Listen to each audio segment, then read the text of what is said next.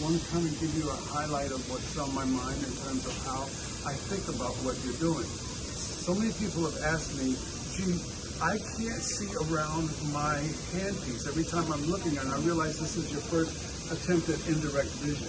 And so I start off every year when I teach this first thing about indirect vision about a story that happened with my car. A long time ago, I used to have a car that had a mirror that was attached to the dashboard. And it was an old car. And what happens is every time I hit a bump, the mirror would move. And so every time the mirror would move, I'd lose an idea of what was going on behind me because I'm trying my best to move with the mirror and I can't see what's going on behind me. Okay? So if you can imagine that, I mean, now they attach the mirrors to the ceiling so you don't have that problem. But when my mirror would bounce around, I used to say, oh my God, how am I supposed to see through this thing? So I nailed it down to the dashboard, never had that problem again. Okay? And that's what I want you to do. I want you to nail down your mirror so that it never gives you an issue again. You know how when you get in your car, if somebody else has driven, all of a sudden you got to readjust the mirror, okay, because they had it in a different position? I want you to be able to readjust your mirror so that you could put it in a position that you could see your tube, okay? But see, here's the problem. The problem is a lot of you are holding your mirror in a place where it's not steady. A lot of you are holding your mirror just like the wobbly mirror in my car. So you're thinking that you're seeing it, but what's happening to you in essence is that you're trying to find the mirror. Okay? So if I could get you to stabilize your mirror, then you can tweak the mirror just a little bit to get it in the right spot. That's mission critical. Now, some of this is going to come from confidence. Some of this is going to come because you do it a lot. But a lot of it comes from steadying your mirror.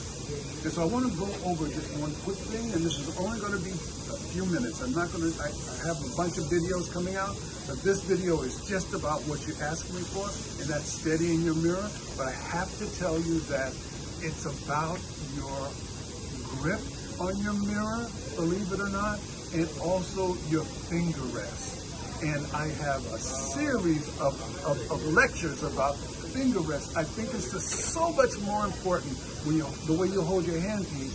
It's just as important the way you hold your mirror. Okay? So I will use a finger rest. Can I have the light? I will use a finger rest to hold my mirror in a position, but when I'm holding it in a position, I'm holding it steady. I don't want that mirror wobbling around. If you're going freestyle, I call it willy-nilly, if you're going just any old way I can to hold my mirror, your mirror is moving around. Even though it's moving very slightly and you think you got control, the only way you're going to gain control is to nail it down.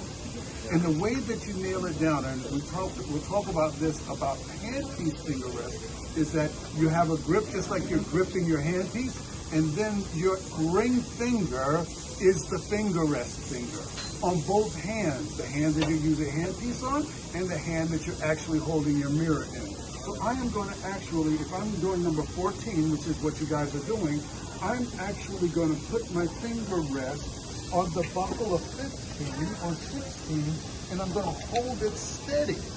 I'm going to hold it steady so that the mirror does not move. If I hold it like this, it's that dashboard thing again going. You can't keep your hand steady if it's not resting on something. Hey, you know something? I'm sorry. I got to say that again. You can't keep your finger steady if it's not resting on something. That sounds so good. You can't keep your hand steady if it's not resting on something. And the reason I'm saying that over and over and over again is because I'm going to transfer that to your finger rest with your handpiece in our next video. But in this video, even holding the mirror, you need a finger rest. Now, eventually this mannequin is going to get a heartbeat. Eventually this mannequin is going to have lips.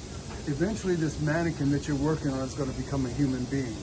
When that happens, the finger rest can't be on the lip, can't be on the cheek, can't be anywhere where you're messing up my makeup. It's gotta be, listen in, the finger rest should be on the tooth arch that you're working on.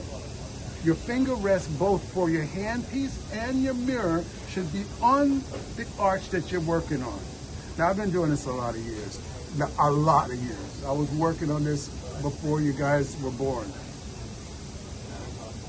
It gets to a point where you want to challenge yourself. And I say to myself, so how do you think you still got it?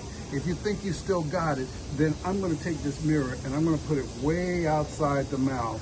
And I'm going to take my handpiece and I'm going to drill on my patient. And I want to know if you still got it, Dr. Hall. Can you do this? And I'll go way outside here and but if I have a finger rest, my mirror is steady. I don't need to look upside down. I can look directly through my mirror. And if I see the handpiece in the way, what do? My finger rest then shifts and I can now see where I'm going. Okay? So yeah, when I get bored, I'll go way out here and I'll say, can you do it, Dr. Hall, or what? You know, patients don't know. They don't see me laughing inside.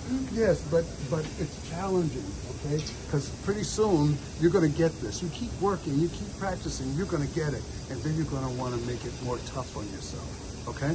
So that's it for the mirror, okay? Stay tuned. I'm going to be making some videos about your handpiece and your finger rest with your